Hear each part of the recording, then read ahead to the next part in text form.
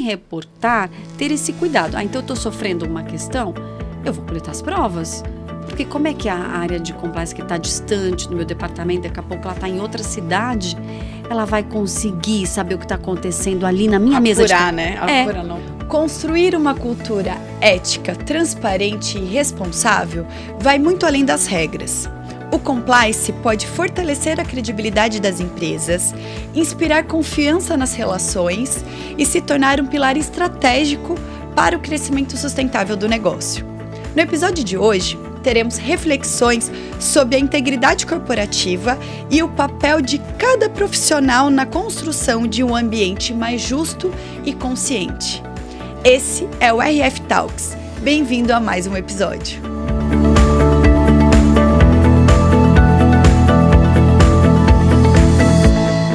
Hoje estamos recebendo aqui a Nathalie.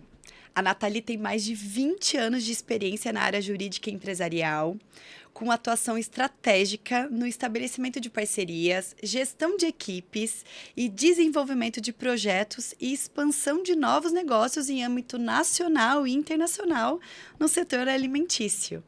Atuou com gestão de pessoas e liderança na formação de times de alta performance. Ela ainda fez parte da coordenação dos assuntos internacionais da América Latina e Estados Unidos, controle de budget na área jurídica, gestão de defesas administrativas e muito mais. Ela vai contar mais para vocês. E além de tudo isso, a Nathalie, ela é maratonista e uma apaixonada pela natureza. Nathalie, seja bem-vinda ao RF Talks. Obrigada, Rê. É um prazer estar aqui hoje. É uma honra, né? Estar aqui nesse novo podcast que você recentemente, né, lançou. E realmente isso é um resumo um pouco de quem eu sou. Mas acho que, acima de tudo, eu sou uma pessoa que busca ser melhor a cada dia. Então, seja no trabalho, no âmbito pessoal, na família, nas relações, eu me olho, né, olho para mim mesma e busco o melhor e estar sempre em evolução. Que bacana. Então, a gente quer saber um pouquinho mais disso. Como que você busca esse equilíbrio? Quem é a Nathalie, né? Porque a gente tem, né, a Nathalie ali do LinkedIn, eu brinco que a gente tem ali os profissionais do LinkedIn e a gente tem as pessoas por trás, né, desses profissionais. Quem é a Nathalie? Conta um pouquinho pra gente. Sim. Outro dia eu até estava conversando com uma amiga, né, que a gente assume muitos papéis, né?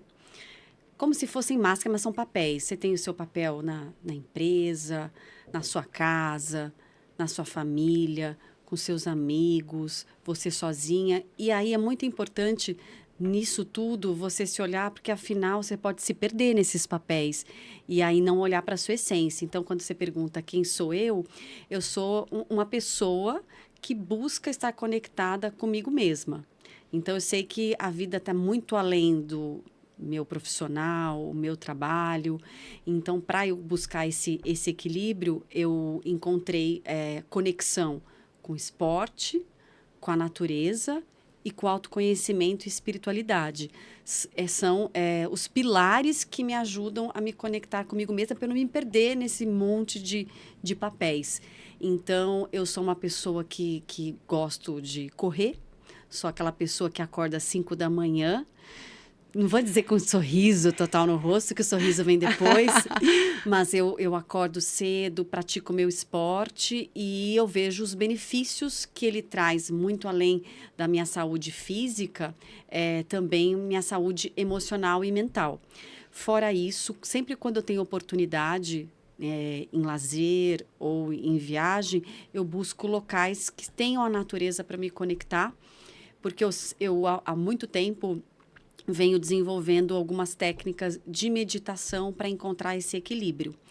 E desde mais ou menos 2013, 2014, eu comecei a buscar ferramentas para o meu autoconhecimento. E isso que me traz realmente um centro para que a gente deixe de terceirizar a nossa culpa, vamos dizer assim, transferir as responsabilidades, as questões do que está acontecendo para o mundo lá fora e trazer isso um pouco para dentro de nós. E para isso você precisa parar. E existem hoje muitas ferramentas. Então, eu sou aquela pessoa buscadora, uma eterna buscadora dessas ferramentas, dessas questões para me conectar, para eu ser essa pessoa melhor que eu busco a cada dia.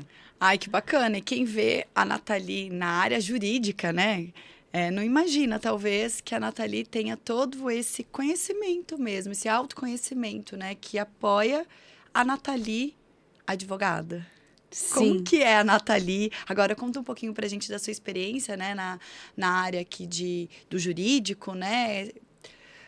Como que é a Nathalie no dia a dia aí do trabalho? A minha profissão, né, exige uma série de responsabilidades, de postura, de desenvolvimento. Então, é uma área que você sempre precisa se atualizar e se reciclar.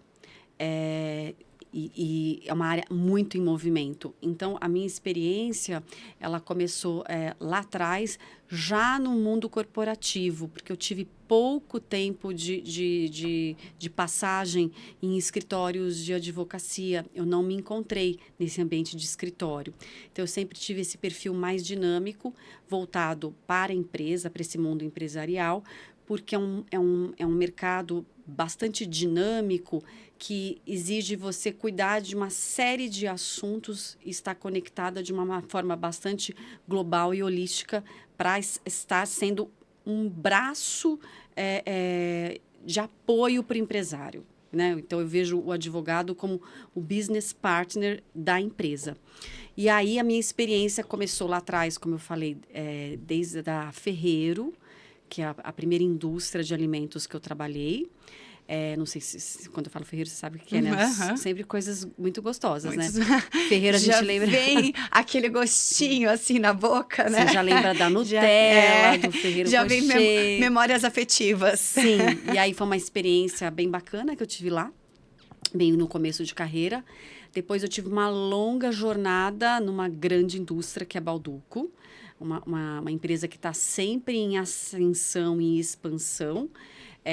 Tive 18 anos de carreira lá e acompanhei todo um crescimento da empresa. Então, é uma empresa que proporcionou para mim, na medida que ela crescia, eu crescia junto. E aí, a minha atuação como advogada dessa empresa foi sempre buscar criar um time para auxiliar a empresa na prevenção de riscos, né, na mitigação dos riscos e na atuação para que a empresa cada vez mais estivesse em compliance com regulamentos, regras e pudesse viabilizar os negócios de forma lícita e protegida. Esse basicamente vamos dizer, os pilares para a atuação do advogado. E aí, recentemente, cerca de 2 anos e alguns meses, eu migrei para uma outra empresa, fiz uma transição aí, que depois de 18 anos foi um passo grande, né? Uma decisão... Quase um casamento, né? 18 anos. Então tive que fazer esse divórcio, vamos dizer assim. E estou muito feliz por ter ingressado nesse grupo, é um grupo francês, é a Savência do Brasil, que detém a marca Poleng aqui no Brasil. Que também é outra marca que tem uma memória afetiva muito forte, né? Sim, todas elas, né? Ferreiro, Bauducco, todas elas, você Poleng. fala, você já sente o cheirinho, o gostinho, assim, só de falar na marca, você já sabe, né? E eu acredito assim, né, que se você olhar, né, você começa a olhar o histórico de uma pessoa, por onde ela passou e o que ela desenvolveu, isso conecta com as características que a pessoa tem. Então, você falou, essas marcas, ela tem uma memória afetiva.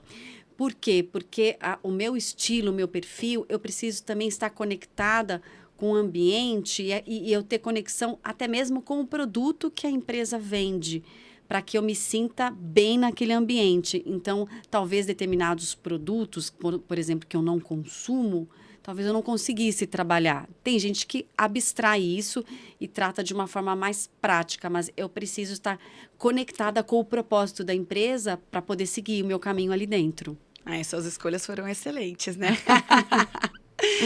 Bom, já que você falou um pouquinho, né, da Savens, como que foi, né? Eu sei que recentemente aí, você já me contou um pouquinho, você foi para um evento, gente, a Nathalie foi para um evento que só foram 14 brasileiras com gente do mundo inteiro, né?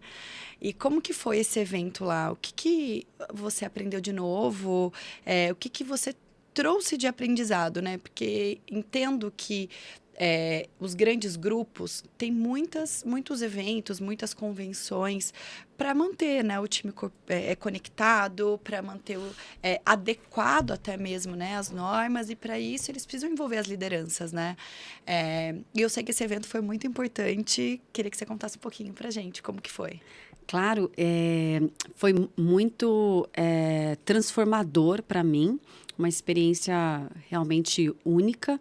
É um evento que a empresa reuniu 600 líderes na empresa toda, então a empresa ela é bem grande no mundo, ela tem cerca de 26 mil colaboradores, está presente em 133 países e em cerca de 33 tem as subsidiárias. E o Brasil é uma delas. E aí a empresa, né, o grupo, convidou esses líderes, né, os líderes estratégicos de todas as unidades do mundo e reuniu nesse evento que aconteceu numa cidade da França, uma cidade litorânea maravilhosa, que chama La Baule. E lá eu consegui ter muito mais contato com a essência da empresa, o que ela busca, a visão estratégica da empresa e a cultura. Então, cada detalhe do evento foi pensado para mostrar esse senso da empresa de perenidade, de visão a longo prazo, né? E uma visão também na qualidade dos produtos, na qualidade das pessoas e na segurança das pessoas. Então, tudo isso transpareceu em cada detalhe do evento. Então, tiveram alguns convidados externos que fizeram algumas palestras para trazer alguns aspectos de histórias de vida e de transformação que tem conexão com a história da empresa e do que a empresa busca da sua liderança e dos seus colaboradores, porque o tema do evento foi empreendedor responsável, né? Um líder responsável empreendedor. Então, o que seria isso? E aí, para transmitir essa mensagem, nós tivemos, por exemplo, a presença do presidente da reconstrução da Catedral Notre-Dame de Paris. Eu vi mesmo. E aí ele mostrou que foram 5 anos de obra, quanto investimento precisou, quantos patrocinadores e o cuidado que eles tiveram com todos os colaboradores que participaram da obra. Não houve acidente, sendo que é muito natural, comum, né, acontecer numa obra dessa, de construção, né? Ainda mais por tantos anos, né? Ele foi mostrando vários cuidados, eles tinham uma questão relacionada à contaminação dos pombos, então eles tinham que remover essa sujeira para poder atuar ali. O cuidado que eles tiveram em reconstruir as obras para trazer ela o mais próximo do que era antes do incêndio. Então, isso mostrou, assim, o que é um trabalho com cuidado, zelo, pensando a longo prazo. Então, essa presença foi bastante importante. E aí tiveram outras, a gente teve a presença de chefes de cozinha, que mostrou a trajetória do pai, que transmitiu esse conhecimento para o filho, porque a empresa tem essa cultura familiar, e porque ela vem de uma família. E essa cultura familiar, ela transparece porque a ideia de que o colaborador se sinta acolhido e conectado com essa cultura de cuidado. Porque isso vem desde o fundador, né, que hoje já é falecido, que ele trouxe essa questão que não é fazer negócios a qualquer preço, né? Então, você cuida da qualidade das pessoas que você vai ter a qualidade dos seus produtos garantido. É basicamente isso, essa mensagem ficou bastante clara através desse evento. Então, foram 5 dias, na verdade, foram 4 dias e uma noite, assim, bem imersivos, mas que também trouxe muita conexão com pessoas de outros países, outras realidades, você conhecer como que é a liderança desses lugares e trazer esses conhecimentos também para a gente aplicar aqui no Brasil. Ai, bacana, né? Repleto Isso de... resumindo, Aham. assim, porque... Eu vi um pouquinho ali, acompanhei um pouquinho no seu LinkedIn Sim. também. Eu tinha visto desse presidente aí da Notre Dame. E eu ia te perguntar mesmo o que que ele falou, né? O que que ele trouxe. E às vezes a gente não faz ideia, né? Porque um projeto tão grandioso desse... E os detalhes que tem que ter e que a gente tem que ter no nosso dia a dia, né? Obviamente que em empresas menores, os riscos são menores, mas quanto maior a empresa, maiores são os riscos, né? Que a gente tem que lidar ali no dia a dia e os cuidados que a gente precisa mesmo ter, Sim. né? E aí, trazendo ainda um pouco dessa questão do que ele trouxe da Notre Dame, o que, que ficou claro para dar certo, né? Claro que precisa ter o investimento financeiro, mas, acima de tudo, planejamento, né? Disciplina para depois ter a execução, né? Então, a gente também tem que trazer isso no nosso trabalho ou qualquer coisa que a gente queira fazer, qualquer empreendimento, até um projeto pessoal. Se você não tiver o planejamento, a disciplina, você não vai conseguir executar. Nem que você tenha a parceria com alguém, de repente a mulher com o marido, que ela planeja e faz a disciplina e ele executa, mas precisa ter esses passos, senão você não consegue concretizar o que você deseja fazer. Bacana, é isso. E a disciplina que eu acho que é um dos fatores mais difíceis, né? Porque às vezes a gente fica na ansiedade ali, na euforia, em querer ver aquilo pronto logo, é onde a gente acaba cometendo os erros, né? Nesse caso, não dava para ter erros, né? É um projeto muito grandioso, expectativa do mundo inteiro, né? Da catedral ficar pronta, enfim. E aí a gente teve a oportunidade, a empresa proporcionou isso para nós, de visitar a catedral antes de ir para o evento. Então eu fui lá e ver como ela ficou maravilhosa. Subimos os 424 degraus. Nossa!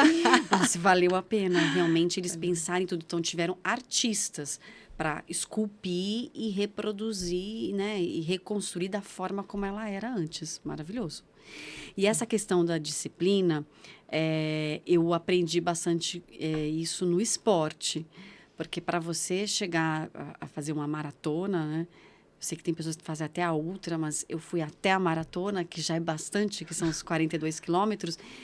Se você não fizer um projeto e tiver bastante disciplina na preparação, você não entrega, porque você é o que você treina, né? E eu penso que em tudo na vida, você é o que você treina, você é o que você faz a maior parte do tempo.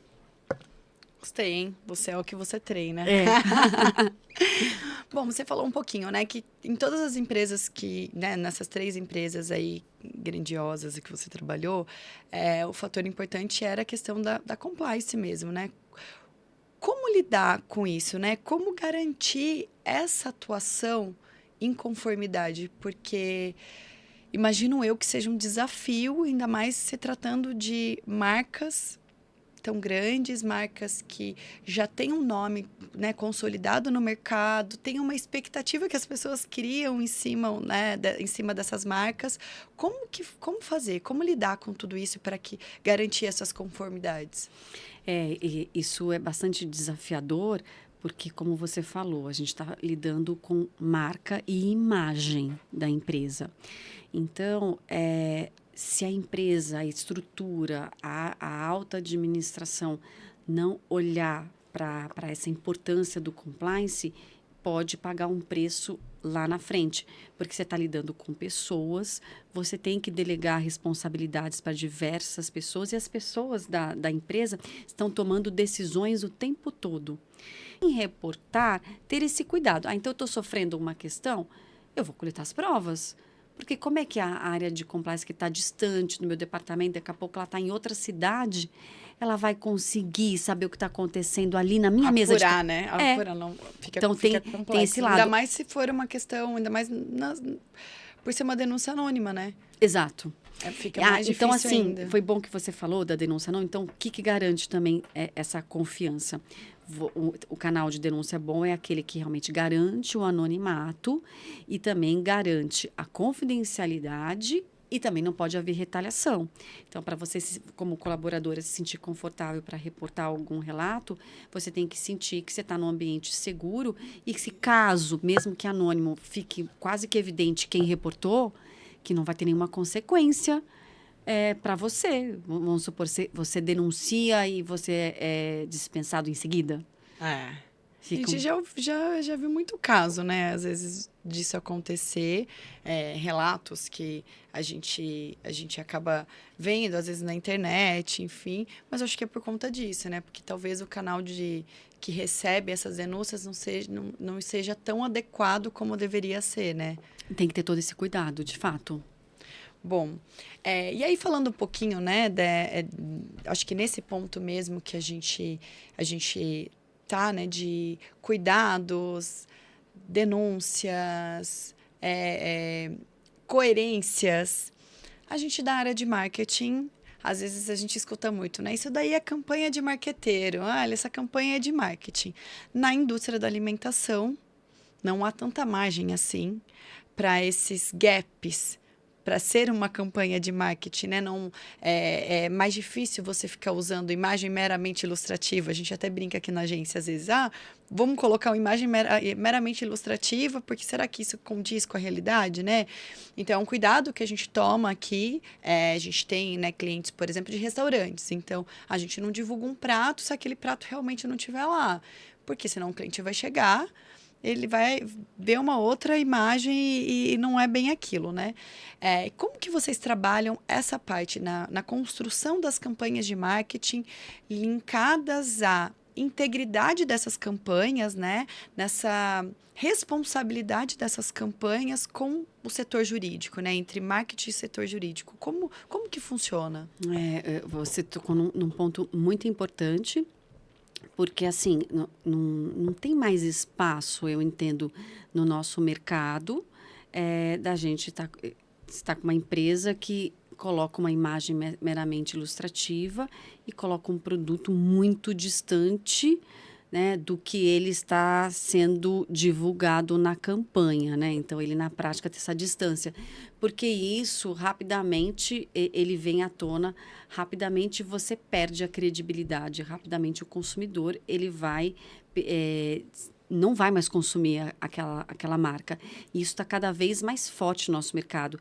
Tem consumidores, por exemplo, se descobrem que a empresa, de repente, utiliza trabalho escravo, não compram mais aquela marca. Ou, de repente, a empresa se viu num escândalo, numa operação Lava Jato, por exemplo, não vai mais consumir daquele produto. Então, a gente está nesse tipo de mercado muito mais exigente. E aí, como que eu, como profissional do jurídico e compliance, atuo? No caso da empresa que eu atuo, a gente trabalha lado a lado com a área de marketing. Então, é uma conexão marketing, jurídico, regulatório, para a gente entrar num consenso e dar os limites aí para a supercriatividade do marketing. Que o marketing adora deixar a mente voar, né? Exato. E nem sempre pode, né? E aí, com que olhar? Você não vai olhar simplesmente só para a letra fria da lei em si. E sim, você ter esse olhar do consumidor. Eu quero o consumidor, ele fidelizado com o meu produto. O meu produto realmente tem qualidade. Então, dá para você fazer uma campanha de marketing fidedigna com aquele produto, porque o produto já é bom. Então, ele já se vende por si só. Então, a gente entra ali para trazer esse viés, que além da legalidade, é o próprio viés ético. Porque, assim como a empresa, ela espera a conduta ética dos colaboradores, entre eles, entre líder e liderado, entre colaboradores e fornecedores e outros stakeholders, também é esperado que essa ética transpareça para o meu consumidor final, porque senão não teria coerência nenhuma. Então, isso é de fora para dentro, de dentro para fora. Então, é assim que eu enxergo e é assim que eu faço, que faz sentido para mim trabalhar.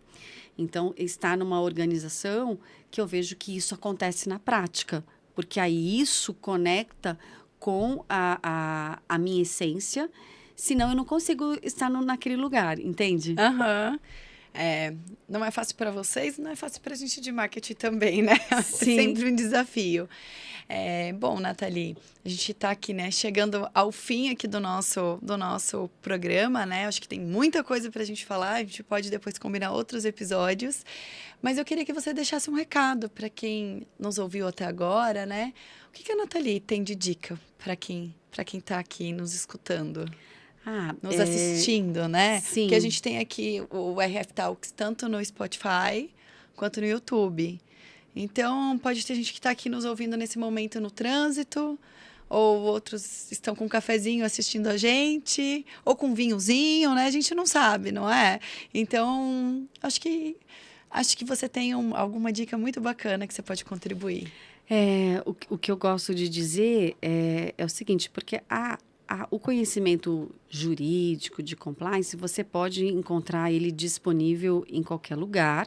De repente, não que eu vou dizer que qualquer pessoa pode desenvolver, porque também você tem que ter uma conexão com o assunto, mas ele está ali, né? Só que se você quiser, você vai conseguir se letrar desse assunto. Mas o que eu gostaria de deixar como dica é algo que eu busco na minha vida e que, de repente, pode ser interessante para quem está ouvindo. Então, muito mais que a gente ser um profissional com ética, com respeito, construir uma carreira, é muito importante a gente olhar o nosso lado de equilíbrio de ser humano e de vida. Por que eu estou dizendo isso? Porque hoje, nessa onda que a gente está de NR1, doença psicossocial, de repente a empresa virou a vilã. Não estou aqui só defendendo a empresa porque eu sou advogada de empresa, mas tem, tudo bem, a parcela da empresa, mas o que eu, indivíduo, como ser humano, que tenho acesso a tanta informação, estou fazendo para que eu não adoeça? Então, uma parte é a empresa que tem que fazer, que a lei já impôs. A empresa vai ter que fazer para ela se sustentar nesse mercado. Mas será que vai ser suficiente? Então, eu gosto de deixar esse questionamento. Se o indivíduo não buscar também esse equilíbrio dentro dele, isso não vai ser eficiente, efetivo, obrigar a empresa a ter tantas técnicas, tantas ferramentas, tantos cuidados. Então, o que eu gostaria de deixar como mensagem é a pessoa buscar o autoconhecimento. Buscando coisas que gosta de fazer, como a gente citou, é o esporte, é a natureza, é a meditação, mas, acima de tudo, olhar para si mesmo, se conhecer, se cuidar, se olhar, organizar a casa por dentro para depois olhar para fora. Então, se fora tá um caos, tá uma confusão, provavelmente por dentro você também está, porque é um reflexo. Primeiro começa dentro de você. Então, eu gosto de deixar esse recado porque foi o autoconhecimento que me ajudou a me desenvolver como pessoa e que me ajuda até hoje para ter um equilíbrio das coisas que eu gostaria de fazer e da maneira como eu quero ser neste mundo. Ai, obrigada, Nathalie. Muito incrível. Deixa seu LinkedIn para as pessoas seguirem você, acompanharem um pouquinho, né? Eu vejo você colocando tanto conteúdo rico, né, para a gente consumir mesmo. Então, deixa seu LinkedIn pra gente. Você pode me procurar lá. A gente vai colocar no arroba ali embaixo. Aí eu coloco o link depois, mas tá como Nathalie G. Oliveira, mas eu coloco depois o link para vocês me seguirem. Vai ser um prazer. É isso aí. Obrigada, Nathalie. Obrigada pela sua disponibilidade, por compartilhar um pouquinho mais da sua experiência, das suas vivências, né? Eu acho que isso é o mais importante, né? Porque a gente pode ter várias experiências com vivências diferentes, né? A gente pode compartilhar de experiências iguais, semelhantes, mas as vivências, elas são diferentes, né? Porque cada um... a gente recebeu a Camila recente aqui, e a Camila é psicanalista, e ela falou assim, cada um tem sua mochilinha. Né? Cada um chega com a sua mochilinha. Então, a minha vivência, embora a gente tenha tido a oportunidade de viver a mesma experiência, pode ser diferente. Né? Porque eu tenho uma mochilinha e você tem outra. Então, obrigada por compartilhar com a gente, por disponibilizar seu tempo, por estar aqui, né, falando um pouquinho mais sobre toda a sua carreira aí, sobre essas conquistas que você teve dentro da Savência, né, principalmente aí agora com essa da Compliance Week. Eu tenho certeza que vai abrir muitas ideias aí para outras pessoas. E é isso, obrigada. Eu que agradeço. Até a próxima. Até a próxima. Obrigada a todos que acompanharam a gente até aqui. Não esqueçam de se inscrever no canal, ativar o sininho, porque em breve a gente tem novos episódios para vocês. Obrigada, até mais. Tchau, tchau. Tchau, tchau.